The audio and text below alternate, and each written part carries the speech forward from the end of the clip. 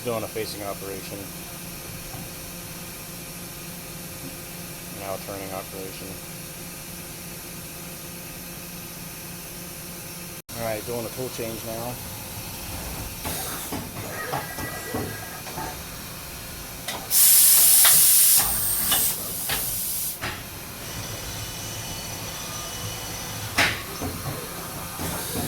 Now it's doing internal boring. The milling operation.